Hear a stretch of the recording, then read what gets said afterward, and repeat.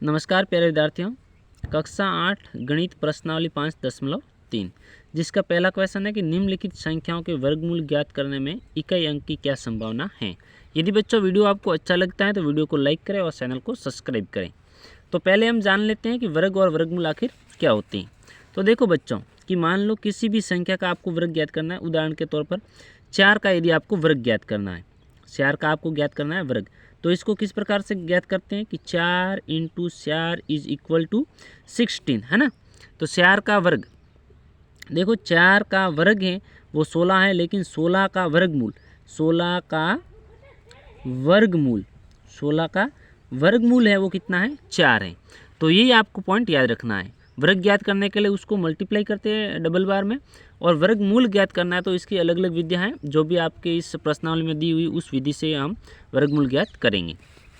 अब देखो एक उदाहरण के तौर पर और समझ लेते हैं कि जैसे ये आपके वर्ग हैं, वर्ग एक चतुर्भुज होता है, तो ये वर्ग है, इसका यदि आपको क्षेत्रफल ज्ञात करना है तो वर्ग की मान लो कि भुजा दी हुई है 5, तो इसका क्षेत्रफल ज्ञात करना है तो क्या करते हैं कि वर्ग का क्षेत्रफल ज्ञात करने का सूत्र क्या है, भुजा स्क्वायर, मतलब भुजा इंटू भुजा। तो 5 को 5 से मल्टीप्लाई करते कितना प्राप्त होता है, 25 प्राप्त होता है। तो किसी भी संख्या का वर्ग ज्ञात करना मतलब उसी संख्या को उसी संख्या से मल्टीप्लाई कर देना। अब वर्गमूल क्या होता है, जैसे मान लो कि ये आकृति दी हुई है और इसका क्षेत्रफल है आपके 25, कितना है 25, तो वर्गमूल ये हुआ कि इसकी एक भुजा क्या है, कि भुजा की लंबाई क्या है, यही आपके वर्गमूल है। अब पहला क्वेश्चन तो आपके ये है कि निम्नलिखित संख्याओं के वर्गमूल ज्ञात करने में इकाई अंक की क्या संभावना है। यदि आप इन संख्याओं का वर्गमूल ज्ञात करो तो इसका इकाई अंक प्राप्त होने की क्या संभावना है, तो ये भी हम जान लेते हैं। वैसे 5.2 प्रश्नावली में जो टॉपिक हमने पढ़ा था उन्हीं को हम दोबारा दोहराते हैं। देखो बच्चों, किसी संख्या का इकाई अंक यदि 0 होता है तो उसका यदि वर्ग ज्ञात करते तो आपको क्या मिलता था, 0। और जिस संख्या का इकाई अंक 1 होता था उसका यदि वर्ग ज्ञात करते तो आपको इकाई अंक मिलता था 1। लेकिन अब आपको ये ज्ञात करना है कि मान लो कि ये आपके किसी भी संख्या का इकाई अंक है, अब इसका आपको वर्गमूल ज्ञात करना है। तो यदि कोई संख्या का इकाई अंक 0 है और उसका वर्गमूल ज्ञात करना है तो उसका इकाई अंक आपको 0 ही मिलेगा। और यदि किसी संख्या का इकाई अंक 1 है और उसका वर्गमूल ज्ञात करना है तो उसका इकाई अंक या तो आपको 1 मिलेगा या फिर आपको मिलेगा 9, या फिर मिलेगा 9। आई बात समझ में। अब देखो यदि किसी संख्या का इकाई अंक 4 है, यदि किसी संख्या का इकाई अंक 4 है तो वर्गमूल ज्ञात करोगे तो आपको या तो इकाई अंक मिलेगा 2 या फिर मिलेगा आपको 8। कितना मिलेगा, 8। देखो यहाँ से आप समझ सकते हो। यदि किसी संख्या का इकाई अंक 9 है तो उसका वर्गमूल ज्ञात करोगे तो इकाई अंक आपका मिलेगा 9 या फिर मिलेगा आपको 7। आई बात समझ में। यदि किसी संख्या का इकाई अंक 6 है तो उसका वर्गमूल ज्ञात करने पर इकाई अंक या तो मिलेगा 4 या फिर मिलेगा 6। और यदि किसी संख्या का इकाई अंक 5 है तो उसका वर्गमूल ज्ञात करोगे तो इकाई अंक 5 मिलेगा। 0 और 5 का सेम रहता है, बाकी के लिए थोड़ा अलग है, आपको याद कर लेना है। अब चलिए इन क्वेश्चनों को हम हल करते हैं। तो यहाँ से समझेंगे। पहला क्वेश्चन है 9801, यदि इस संख्या का वर्गमूल ज्ञात करोगे तो इकाई अंक आपको क्या मिलेगा, तो हम यहाँ पर लिखेंगे हल। पहले का मान लिखते हैं 9801, हम यहाँ लिखेंगे इस संख्या का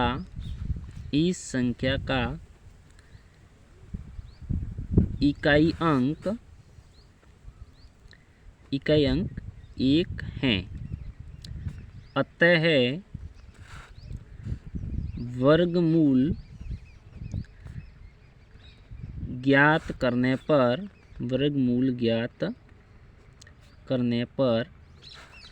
इकाई अंक 1 या 9 प्राप्त होगा। तो इस प्रकार से प्रत्येक क्वेश्चन का आपको आंसर है वो इसी टाइप से आपको देना है, ठीक है। इसी प्रकार से आपको प्रत्येक क्वेश्चन का आंसर है वो इस प्रकार से आपको विस्तारित रूप में लिखना पड़ेगा।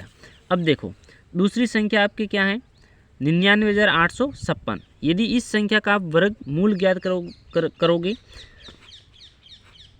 संख्या है आपकी 99,856, यदि इस संख्या का आप वर्गमूल ज्ञात करना चाहो तो इसका इकाई अंक आपको क्या मिलेगा, तो मैंने आपको बताया हुआ था यदि किसी संख्या का इकाई अंक 6 है तो वर्गमूल ज्ञात करने पर हमें इकाई अंक मिलेगा या तो 6 या फिर 4। ये 2 अंक हमें प्राप्त हो सकते हैं।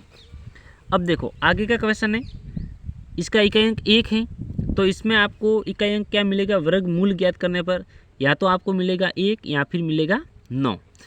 अब चौथा क्वेश्चन है, इसमें इसका इकाई अंक 5 है, तो इसमें वर्गमूल ज्ञात करोगे तो आपको इकाई अंक क्या मिलेगा, 5 मिलेगा। सभी क्वेश्चनों का आंसर इस प्रकार से हो जाएगा, लेकिन आपको लिखना इस प्रकार से है प्रत्येक का, ठीक है। थोड़ा व्यवस्थित ढंग से आपको लिखना है, मैं यहाँ आपको फटाफट से समझा रहा हूँ। अब देखो बच्चों, दूसरा क्वेश्चन है, बिना गणना किए वह संख्या बताएं जो वास्तव में पूर्ण वर्ग नहीं है। आपको बिना गणना किए आपको ये बताना है कि इनमें से कौन कौन सी संख्या है जो पूर्ण वर्ग संख्या नहीं है। तो बच्चों एक मैं आपको पॉइंट बता देता हूँ, यदि किसी संख्या का इकाई अंक, आपको समझ लेना, सिर्फ याद कर लेना है, यदि किसी संख्या का इकाई अंक यदि 2 आपको मिल जाता है या 3 मिलता है या 7 मिलता है या 8 है, यदि किसी संख्या का इकाई अंक 2, 3, 7 या 8 है तो वह एक पूर्ण वर्ग संख्या नहीं है, मतलब उसका वर्गमूल आप ज्ञात करोगे तो एक पूर्ण संख्या में वर्गमूल प्राप्त नहीं होगा। आई बात समझ में? तो यहाँ पर देखो, पहला है इसका 153, तो हम यहाँ पर लिखेंगे इसका हल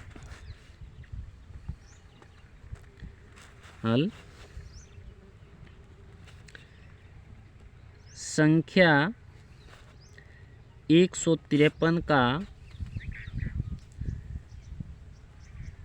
इकाई अंक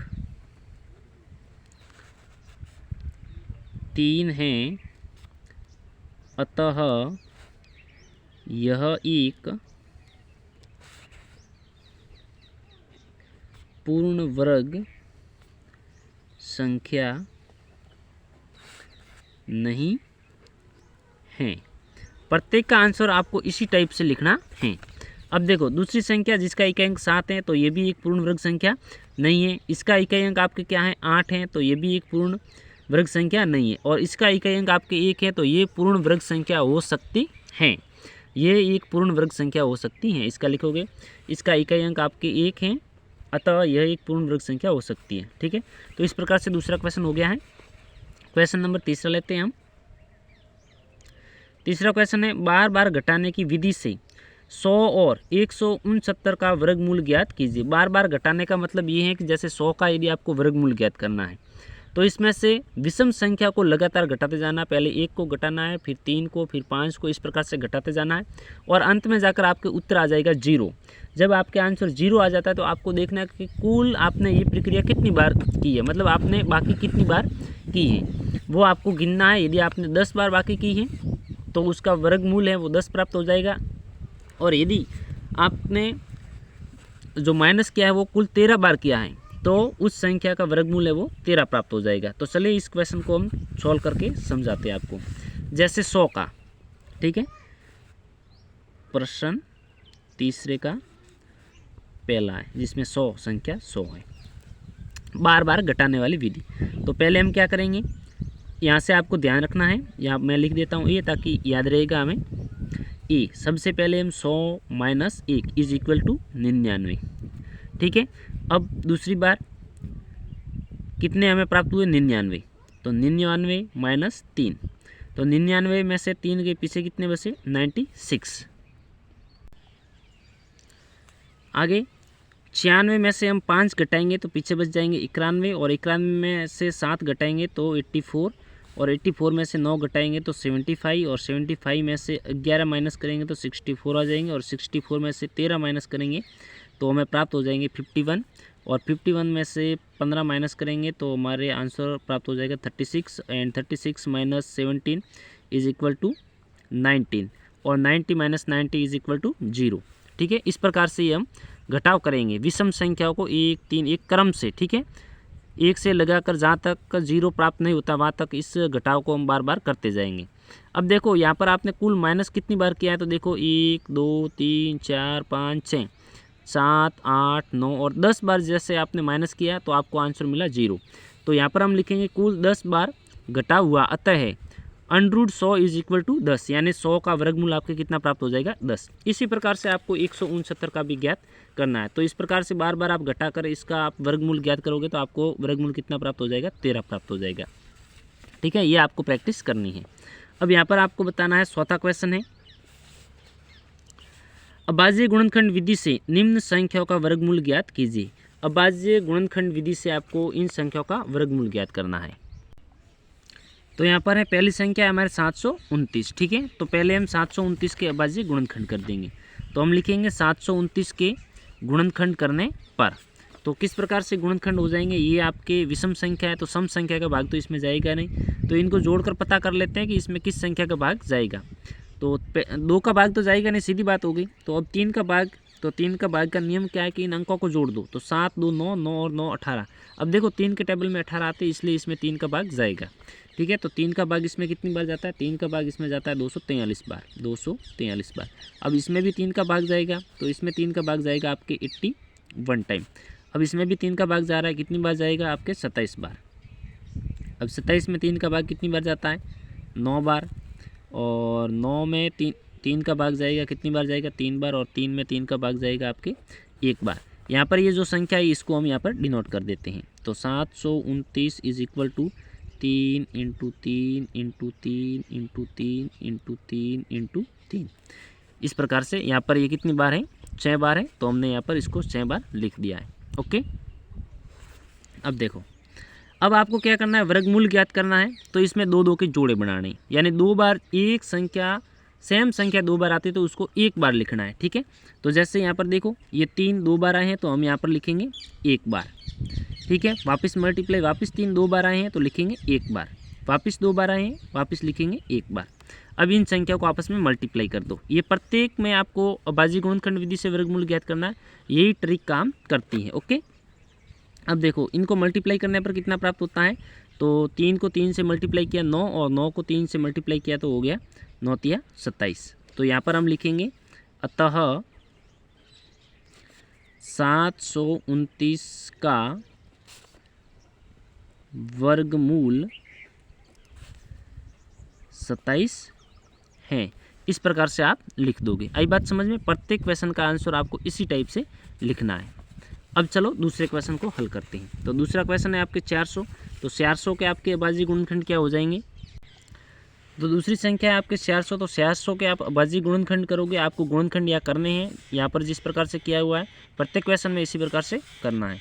तो यहाँ पर मैं आपको डायरेक्ट समझा देता हूँ। तो इसके गुणनखंड आपके हो जाएंगे 2 इंटू 2 इंटू 2 इंटू 5 इंटू 5। अब हम क्या करेंगे, 2 2 के जोड़े बनाएंगे। 2 बार संख्या आएगी सेम तो उसको 1 बार लिखेंगे। तो यहाँ पर हो जाएगा आपके 2 इंटू 2, यानी ये आपके 1 बार आ जाएगा, वापस 2 और वापस ये जोड़ा बना 5। अब इसको गुणा करने पर हमारा आंसर कितना प्राप्त होता है, 5 दूनी 10, 10 दूनी 20। तो यहाँ पर लिख देंगे 400 इज इक्वल टू 20, यानी 400 का आप वर्गमूल ज्ञात करोगे तो कितना मिलेगा, 20 मिलेगा। और इसी प्रकार से यहाँ पर संख्या है तो इसके भी हम जोड़े बनाएंगे। 2 बार आए 2, 1 बार लिखा।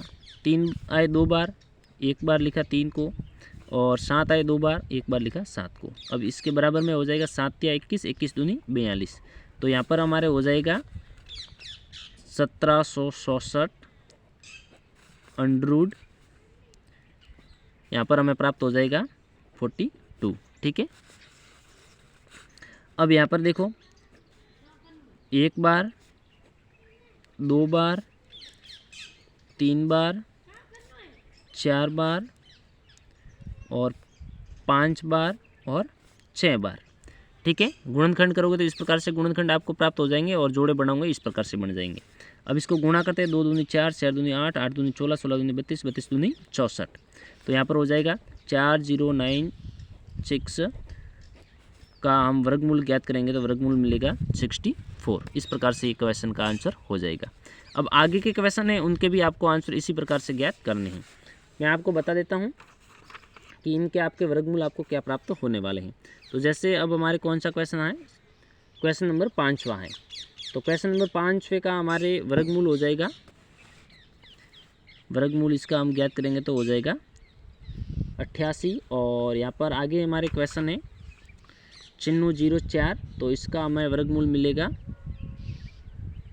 98। और उसके बाद में हमारी संख्या है 5929। तो 5929 का वर्गमूल हमें मिल जाएगा 77। और यहाँ पर संख्या है हमारी 9216। तो 9216 का हमें वर्गमूल मिल जाएगा 96। और यहाँ पर ये संख्या है 529, तो 529 का वर्गमूल मिलता है 23 और यहाँ 81 है तो इसका वर्गमूल मिलेगा 90। तो इस प्रकार से प्रत्येक संख्या का वर्गमूल हो जाएगा। कौन सी विधि से? अभाज्य गुणनखंड विधि से। अब हम चलते हैं क्वेश्चन नंबर 5 पर। 5वां क्वेश्चन है कि निम्नलिखित संख्याओं में प्रत्येक के लिए वह सबसे छोटी पूर्ण संख्या ज्ञात कीजिए जिससे इस संख्या को गुणा करने पर यह एक पूर्ण वर्ग संख्या बन जाए। इस पूर्ण वर्ग संख्या का वर्गमूल भी ज्ञात कीजिए। आपको ये पता करना है कि जो ये संख्या दी हुई है वह एक पूर्ण वर्ग संख्या नहीं है, इसने पहले से बताया हुआ है। तो इसको पूर्ण वर्ग संख्या बनाने के लिए किस संख्या से आप मल्टीप्लाई करो, छोटी से छोटी किस संख्या से मल्टीप्लाई करो कि ये संख्या एक पूर्ण वर्ग संख्या बन जाए। तो इसके लिए हम क्या करेंगे, हमें सबसे पहले इसके अभाज्य गुणनखंड करने पड़ेंगे। तो हम लिखेंगे यहाँ पर पहली संख्या हमारी क्या है, 252 है। तो यहाँ पर हम लिखेंगे 252, पहला क्वेश्चन है 5वें का। इसके हम क्या करेंगे, अभाज्य गुणनखंड करेंगे। तो अभाज्य गुणनखंड करेंगे तो हमें गुणनखंड इस प्रकार से मिल जाएंगे, 2 × 2 × 3 × 3 × 7, ये गुणनखंड मिल जाएंगे। अब देखो हमें पता है कि वह पूर्ण वर्ग संख्या कब होगी, जब उसके दो दो के जोड़े कंप्लीट बन रहे हैं। यदि दो दो के जोड़े नहीं बन रहे तो वह एक पूर्ण वर्ग संख्या नहीं है। तो हम जोड़े बनाएंगे, इसमें ये जोड़ा बन गया, ये भी जोड़ा बन गया और 7 का जोड़ा नहीं बन रहा है। तो हम यहाँ लिखेंगे अभाज्य गुणनखंड के अनुसार 7 का जोड़ा नहीं है, 7 का जोड़ा नहीं है। अतः संख्या 252 को 7 से गुणा करें तो वह संख्या पूर्ण वर्ग संख्या बन जाएगी। ठीक है, तो वह संख्या हमारी क्या है, 252 है। तो 252 इसको यदि हम किससे गुणा करें, 7 से गुणा करें तो हमारे ये जो दो दो के जोड़े थे, जैसे 2 × 2 × 3 × 3 × 7, ये ऐसे जोड़ा था तो इसमें एक 7 की कमी पड़ रही थी। ठीक है, तो अभी ये जोड़ा हमारे बन गया, मतलब गुणा कर रहे हैं तभी ये जोड़ा बन रहा है। तो हम इसको भी क्या करेंगे, 7 से गुणा कर देंगे। तो इसको गुणा करने पर हमें आंसर कितना प्राप्त हो रहा है, 252 को यदि हम 7 से मल्टीप्लाई करते हैं तो ये संख्या हमें प्राप्त हो जाएगी 1764। ठीक है, संख्या क्या मिलेगी, 1764। अब इसका वर्गमूल भी हमें ज्ञात करना है। तो ये जोड़े बने हुए ऑलरेडी, ठीक है, इसको पता करो और ये पता कर लेते हैं कि इसका वर्गमूल भी क्या होता है। तो देखो यहाँ पर जोड़े बने हैं 2, 3 और 7। ठीक है, तो 7 या 21 और 21 को 2 से मल्टीप्लाई किया तो ये हो गया 42। तो 1764 का आपके वर्गमूल कितना आपको मिल जाएगा, 42 मिल जाएगा। आई बात समझ में। इसी प्रकार से प्रत्येक क्वेश्चन का आपको आंसर देना है। तो यहाँ पर देखो 180 है, तो 180 को आप किस छोटी से छोटी संख्या से मल्टीप्लाई करें कि ये एक पूर्ण वर्ग संख्या बन जाए। विधि आपको यही अपनानी है, इसी प्रकार से आपको ये काम करना पड़ेगा। मैं यहाँ आपको फटाफट से समझा रहा हूँ। यदि समझ में नहीं आता और कोई आपके ऑब्जेक्शन रहता है तो आप हमें कमेंट कर सकते हो। तो यहाँ पर 180 को यदि हम मल्टीप्लाई करें तो किससे मल्टीप्लाई करना पड़ेगा, कम से कम छोटी से छोटी संख्या है पूर्ण संख्या, तो वो 5 से हम इसको मल्टीप्लाई करेंगे, क्योंकि इसमें जो गुणनखंड करेंगे उसमें हमें 5 का जोड़ा नहीं बनेगा। और उसके बाद में जो हमारी संख्या है 1008, हाँ 1008, तो इसमें हमें कम छोटी से छोटी संख्या 7 से मल्टीप्लाई करना पड़ेगा। क्यों, क्योंकि 7 का जोड़ा नहीं बनेगा। आप गुणनखंड करके देख लेना सभी का। और उसके बाद में 2028, तो 2028 में हमें इस संख्या को गुणा करेंगे 3 से, क्योंकि 3 का जोड़ा नहीं बनेगा। आई बात समझ में। और उसके बाद में है हमारे 1458, तो 1458 में इस संख्या को हम गुणा करेंगे 2 से। किससे गुणा करेंगे, 2 से, क्योंकि 2 का जोड़ा इसमें नहीं बनेगा और 2 का जोड़ा बनाने के लिए हमें 2 से मल्टीप्लाई करना पड़ेगा। तो इसी प्रकार से ये हमारे पूर्ण वर्ग संख्या बन जाएगी। और ये प्रत्येक का मैं बता दूंगा कि इसका वर्गमूल भी क्या होगा। और उसके बाद में है 768, तो 768 में हमारे किसका जोड़ा नहीं बनेगा, तो 768 में हमारे जोड़ा नहीं बन रहा है 768 में हमारे जोड़ा नहीं बन रहा है 3 का। किसका नहीं बन रहा है? 3 का। ठीक है, इस प्रकार से ये संख्या हो जाएगी। अब देखो इसका यदि आप वर्गमूल ज्ञात करोगे तो वो 3 का गुणा करने के बाद में 48 का वर्गमूल, ये 768 इसको 3 से गुणा करोगे और उसके बाद में वर्गमूल ज्ञात करोगे तो 48 का ये हो जाएगा। ठीक है, इसका वर्गमूल 48 प्राप्त हो जाएगा। और 180 की यदि हम बात करें तो इसका हमें वर्गमूल प्राप्त हो जाएगा 30। कितना प्राप्त हो जाएगा? 30, 5 से मल्टीप्लाई करने के बाद में। ओके, और उसके बाद में हमारे थी संख्या 1008। तो 1008 में यहाँ पर हमें मिल जाएगा, इसका वर्गमूल हमें ज्ञात करने पर वर्गमूल मिल जाएगा, प्राप्त होता है 1008 का 84। कितना? 84। और 2028 का हमें इसका वर्गमूल हमें मिल जाएगा 78। और 1458 का यदि हम वर्गमूल ज्ञात करेंगे तो इसका मिल जाएगा वर्गमूल 54। इस प्रकार से ये हो जाएगा प्रत्येक क्वेश्चन का आंसर। अब आगे देखो, निम्नलिखित संख्या में प्रत्येक के लिए वह सबसे छोटी पूर्ण संख्या ज्ञात कीजिए जिससे इस संख्या को भाग देने पर वह एक पूर्ण वर्ग संख्या बन जाए। इस तरह ज्ञात की गई संख्या का वर्गमूल भी आपको ज्ञात करना है।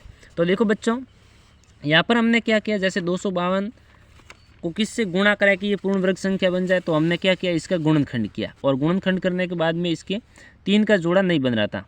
संख्या कौन सी थी हमारी? 252। ठीक है, 252 कहाँ गायब हो गई? 252, हाँ ये रहे 252। तो 252 के हमने गुणनखंड किए थे, तो गुणनखंड इस प्रकार से प्राप्त हुए थे और 7 का जो जोड़ा नहीं बन रहा था, तो गुणा करना था हमें। तो इसलिए हमें क्या चाहिए था, एक और 7 की आवश्यकता होती थी। यदि भाग देना है तो क्या करेंगे, ये जो एक्स्ट्रा जो संख्या है ना, इस संख्या को हम हटा देंगे। क्या कर देंगे? हटा देंगे। तो ये जो संख्या बचेगी, ये संख्या जो बचेगी, मतलब मैं एक साधारण तौर पर आपको समझा देता हूँ। अब देखो 252 के हमने गुणनखंड किए, अबाजी गुणनखंड तो इस प्रकार से हो गए। तो यहाँ पर हमने देखा कि इसके गुणनखंड में प्राप्त हुए 2 × 2 × 3 × 3 × 7। अब देखो गुणा करना है तो हमें किसकी कमी पड़ रही है, उसको पूरा करना है। गुणा करते हैं तो यह जोड़ा बनाने के लिए, ये जोड़ा है, ये जोड़ा है, इसका जोड़ा नहीं है, तो इसके लिए एक और 7 की आवश्यकता थी। यदि गुणा करने के लिए बात करें, मतलब इस प्रकार से क्वेश्चन आ जाए कि निम्न संख्याओं में प्रत्येक के लिए वह सबसे छोटी पूर्ण संख्या ज्ञात कीजिए जिससे कि इस संख्या को गुणा करने पर यह पूर्ण वर्ग संख्या बन जाए। तो हमें गुणा करना पड़ेगा, यानी किसका, जिसका जोड़ा नहीं बन रहा है उससे मल्टीप्लाई करना है। और यदि भाग की बात करें तो जो एक्स्ट्रा है उसको भगा देना है। भाग मतलब भगा दो। ओके, तो यहाँ पर हम क्या करेंगे, इसको पूर्ण वर्ग संख्या बनाने के लिए भाग देना है। भाग देना है तो ये संख्या एक्स्ट्रा है, इसको भगा देंगे। तो हम यहाँ पर लिखेंगे 252 में 252 के गुणनखंड में 252 के गुणनखंड में 7 का जोड़ा नहीं बन रहा है, अतः संख्या 252 को 7 से भाग करने पर यह संख्या एक पूर्ण वर्ग संख्या बन जाएगी। आई बात समझ में? अब देखो संख्या थी हमारे 252, इसमें यदि हम भाग 7 का देंगे तो हमें आंसर कितना प्राप्त हो जाएगा। 252 में यदि हम भाग देते हैं तो यहाँ पर हमें आंसर प्राप्त हो जाता है, ये इसको भगा दिया है हमने, 7 को भगा दिया, इसको मल्टीप्लाई करके देख लेते। 3 को 3 से 9, 9 को 2 से 18, 18 को 2 से 37। तो यहाँ पर हमें भाग करने पर 37 प्राप्त होता है। ठीक है, तो 37 है वो एक पूर्ण वर्ग संख्या है। हम यहाँ लिखेंगे 37 एक पूर्ण वर्ग संख्या है और 37 का वर्गमूल से होता है। प्रत्येक क्वेश्चन का आंसर आपको इसी विधि से इतना लिखना पड़ेगा। ठीक है, अब देखो आगे के भी क्वेश्चन है, तो इसमें भी आपको इस प्रकार से अभाज्य गुणनखंड करने हैं और प्रत्येक में जिसके जोड़े नहीं बन रहे हैं उस संख्या को हटा देना है, मतलब भाग दे देना है। ठीक है, आई बात समझ में? अब हम चलते हैं क्वेश्चन नंबर 7 पर, क्योंकि यदि मैं प्रत्येक क्वेश्चन को समझाऊंगा तो वीडियो बहुत लंबा बन जाएगा। अब देखो यहाँ पर है, एक विद्यालय में कक्षा 8 के सभी विद्यार्थियों ने प्रधानमंत्री राष्ट्रीय राहत कोष में 2401 रुपये दान में दिए। कुल कितने रुपये दान में दिए? 2401 रुपये दान में दिया है। प्रत्येक विद्यार्थी ने उतने ही रुपये दान में दिए जितने कक्षा में विद्यार्थी थे। कक्षा के विद्यार्थियों की संख्या ज्ञात कीजिए। अब देखो विद्यार्थियों की संख्या हमें ज्ञात करनी, तो हम यहाँ लिखेंगे, समझना सही ढंग से हल। हम लिखेंगे माना विद्यार्थियों की संख्या बराबर x है। माना कि विद्यार्थी कितने थे? x थे। अब प्रत्येक विद्यार्थी ने कितने पैसे दिए? प्रत्येक विद्यार्थी ने धन दिया। जितने विद्यार्थी थे, तो विद्यार्थी कितने थे? x माना, तो प्रत्येक विद्यार्थी ने पैसे कितने दिए? कि जितने थे विद्यार्थी उतने ही दिए। यदि 10 थे तो 10 रुपये दिए हैं प्रत्येक ने। यदि कक्षा में 100 बच्चे थे तो प्रत्येक ने 100 रुपये दिए। तो जितने विद्यार्थी हैं उतने ही उसने पैसे दिए हैं। तो माना कि उस कक्षा में विद्यार्थियों की संख्या कितनी थी? x थी। तो प्रत्येक विद्यार्थी ने पैसे कितने दिए हैं? x दिए हैं। ठीक है, तो प्रत्येक विद्यार्थी, इसको हम गुणा करेंगे। देखो x को यदि हम x से गुणा करते हैं, मतलब जितने विद्यार्थी थे उस विद्यार्थियों को, प्रत्येक विद्यार्थी ने जितने पैसे दिए उनसे गुणा करेंगे तो वो संख्या प्राप्त हो जाएगी जितने पैसे विद्यार्थियों ने दिए हैं। तो कुल विद्यार्थियों ने पैसे कितने दिए? 2401। तो बराबर में हमारे कितना आ जाएगा? 2401 आ जाएगा। ठीक है, अब यहाँ देखो x को x से गुणा करेंगे तो कितना हो जाएगा? x स्क्वायर हो जाएगा, है ना। x स्क्वायर बराबर में है 2401। अब हमें क्या करना है? हमें तो x का मान चाहिए, तो ये स्क्वायर है, इसको उस साइड में भेज देंगे। तो यहाँ इस प्रकार से हो जाएगा x बराबर, ये अंडररूट में संख्या चली जाएगी 2401। मतलब ये हुआ कि यहाँ स्क्वायर है तो इस संख्या का वर्गमूल ज्ञात करो और 2 2 के जोड़े बनाओ। यदि यहाँ पर घात 3 होती तो सामने वाली संख्या के गुणनखंड करो और 3 3 के जोड़े बनाओ। आई बात समझ में? तो हम इसके गुणनखंड करेंगे और मतलब आपको वर्गमूल ज्ञात करना है। तो यहाँ हमारे x बराबर प्राप्त हो जाएगा। इसके गुणनखंड करने के बाद में 2401 का हम गुणनखंड करते हैं तो गुणनखंड हमें प्राप्त होता है बच्चों, गुणनखंड इस प्रकार से प्राप्त हो जाते हैं। अंडरूट में है तो इसके गुणनखंड हुए 7 × 7 × 7। अंडरूट से बाहर संख्या को निकालनी है, तो जब एक जैसी संख्या 2 बार है तो वो एक बार बाहर आ जाएगी। ठीक है, तो 7 × 7 यानी जोड़ा बना तो एक बार बाहर आ जाएगी संख्या, वापिस जोड़ा बना तो एक संख्या बाहर आ जाएगी। आई बात समझ में? अब इसको गुणा करते हैं और पता करेंगे। तो x = 7 × 7 यानी कितना हुआ? 49। यानी कक्षा में कुल कितने विद्यार्थी थे? 49 विद्यार्थी थे। तो आप नीचे लिख दोगे, अतः कक्षा में कुल विद्यार्थियों की संख्या 49 हैं या थी। ठीक है, इस प्रकार से ये हमारे क्वेश्चन नंबर हो जाएगा 7वां। अब चलते हैं क्वेश्चन नंबर 8 पर। तो क्वेश्चन नंबर 8 क्या कह रहा है? यहाँ पर ये है कि एक बाग में 2025 पौधे इस प्रकार लगाए जाने हैं कि प्रत्येक पंक्ति में उतने ही पौधे हो जितने पंक्तियों की संख्या हो। पंक्तियों की संख्या और प्रत्येक पंक्ति में पौधों की संख्या ज्ञात कीजिए। मतलब इतनी लाइन लगाएंगे। यदि 10 लाइन लगाई तो प्रत्येक लाइन में 10-10 पौधे होंगे। यानी जितने विद्यार्थी उतने धन, जितने पौधे उतनी लाइनें, जितने बच्चे उतनी लाइनें। इस प्रकार से कोई सवाल आता है तो उसमें वर्गमूल ही ज्ञात होता है। तो इसमें भी आपको क्या ज्ञात करना है? वर्गमूल ज्ञात करना है, क्योंकि जितने पौधे आप एक लाइन में जितने पौधे लगाओगे उतनी ही लाइनें आपके बनेगी। तो इसमें इसी प्रकार से आपको लिखना होगा, माना कि पौधों की संख्या और माना कि लाइनों की संख्या। इस प्रकार से x हो जाएगी और x × x बराबर आपके हो जाएगा, यहाँ कितना दिया? 2025। इस प्रकार से हो जाएगा, है ना। मैं यहाँ समझा देता हूँ फटाफट से आपको। x × x = 2025। अब x स्क्वायर हो जाएगा और बराबर में है 2025 और x को भगा देंगे उस साइड में, तो सॉरी स्क्वायर को भगा देंगे उस साइड में, तो ये हो जाएगा 2025 का अंडरूट। और इसके हम क्या करेंगे? गुणनखंड करेंगे। तो गुणनखंड हमें प्राप्त होते हैं, इसके गुणनखंड हमें प्राप्त होते हैं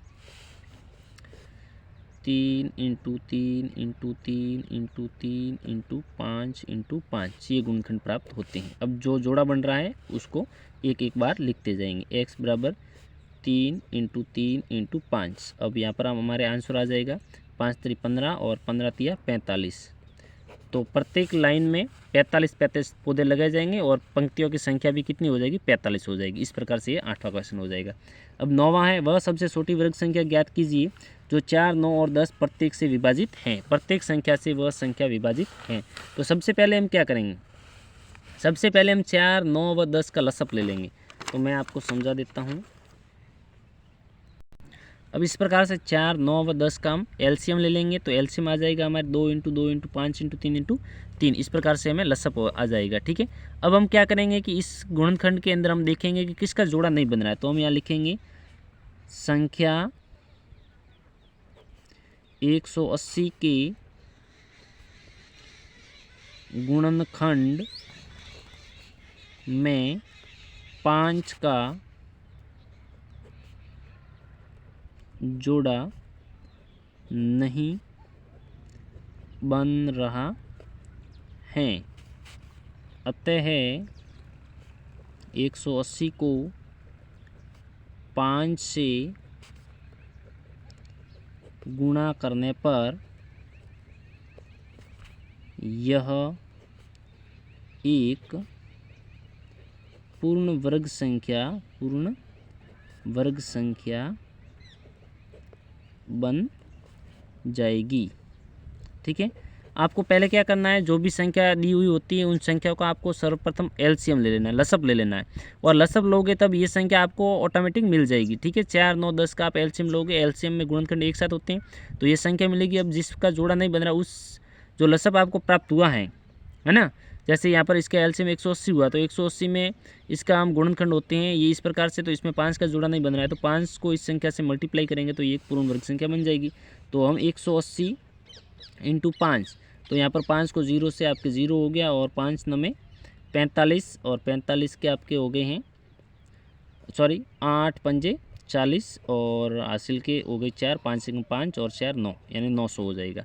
तो वह संख्या आपकी छोटी से छोटी संख्या क्या है, 900 है, जिसमें आपके क्या है कि 9 आपके 4, 9 और 10 प्रत्येक का भाग जाएगा, और ये एक पूर्ण वर्ग संख्या भी है इस क्वेश्चन के आधार पर। ठीक है ना, कि देखो वह सबसे छोटी वर्ग संख्या ज्ञात कीजिए 4, 9 और 10 प्रत्येक से विभाजित हो जाए। तो आपके 4, 9, 10 इसका हम लसअप लिया, 180 आया, और उसमें 5 का जोड़ा नहीं बना, 5 से 180 को गुणा कर दिया, संख्या में प्राप्त होगी 900। तो 4, 9 और 10 तीनों का भाग पूरा जाएगा 900 में, और 900 एक पूर्ण वर्ग संख्या है। इसी तरीके से ये 10वां क्वेश्चन भी है, ये क्वेश्चन भी इसी प्रकार से हैं। इसके हम गुणनखंड करेंगे तो गुणनखंड हमें प्राप्त हो जाएंगे। देखो मैं आपको समझा देता हूँ, यार थोड़ा सा टाइम लगेगा। तो यहाँ पर इसके गुणनखंड हो जाएंगे हमारे 2 × 2 × 2 × 5 × 3, इस प्रकार से इसके गुणनखंड हो जाएंगे। अब इसमें जोड़े किस किस के नहीं बन रहे, देखो एक तो 2 का जोड़ा नहीं बन रहा है, क्योंकि ये जोड़ा एक ही बन रहा है, इसका जोड़ा नहीं बन रहा है, इसका जोड़ा नहीं बन रहा है, और इसका भी नहीं बन रहा है। तो हम क्या करेंगे, किस किस की कमी पड़ रही, एक तो 2 की कमी पड़ रही, एक 5 की कमी पड़ रही, और एक 3 की कमी पड़ रही। इन 3 संख्याओं की हमें कमी पड़ रही।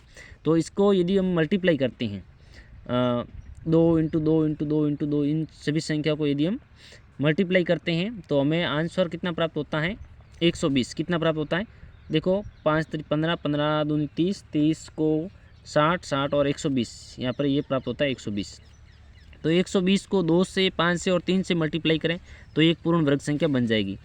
अलग अलग गुणा करो 120 को, पहले 2 से करो, फिर 5 से करो, या 3 से करो, या इन तीनों को गुणा करके डायरेक्ट 120 से कर दो, एक ही बात है। तो इनका मल्टीप्लाई कितना होता है, तो 5 × 3 = 15, 15 दूनी 30।